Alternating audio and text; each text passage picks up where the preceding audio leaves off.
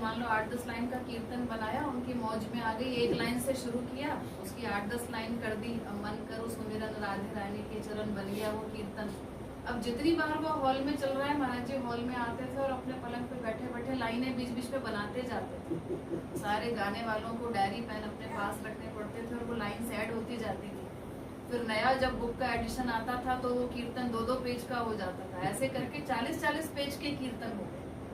ऐसी रसमय लाइंस महाराज जी खुद बनाते चले जाते थे।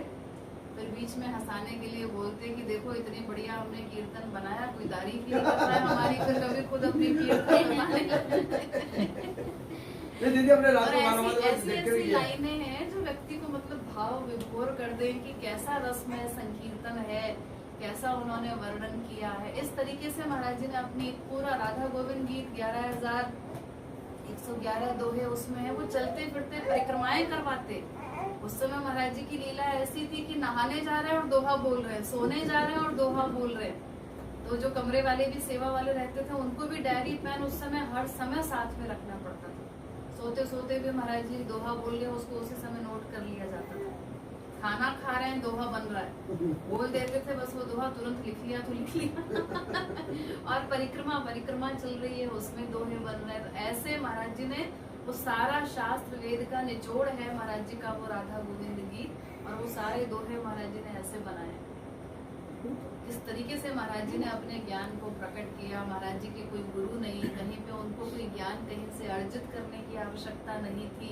सारा ज्ञान महाराज जी ने कानपुर सम्मेलन में, चित्रकूट सम्मेलन में अचानक प्रकट किया अपना वेदों शास्त्रों का। उससे पहले समझाते तो थे वो लोगों को, लेकिन ये वेद शास्त्र कोट नहीं करते थे, कोई कोटेशंस नहीं देते थे, प्रमाण नहीं देते थे शास्त्र वेद।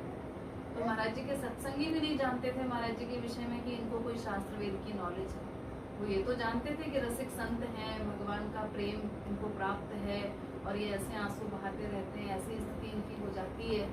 लेकिन वेद शास्त्र का ज्ञान भी इनके पास है, वो किसी को नहीं पता था। वो महाराज जी ने अचानक प्रकट किया संत सम्मेलन करवा के 56 में, 57 में, कानपुर में, चित्रकूट में 55 और 56 में जो सम्मेलन हुए उनमें महाराज जी ने उस ज्ञान को प्रकट किया। 57 में महाराज जी को डिग्री मिली थी जगत गुरु की।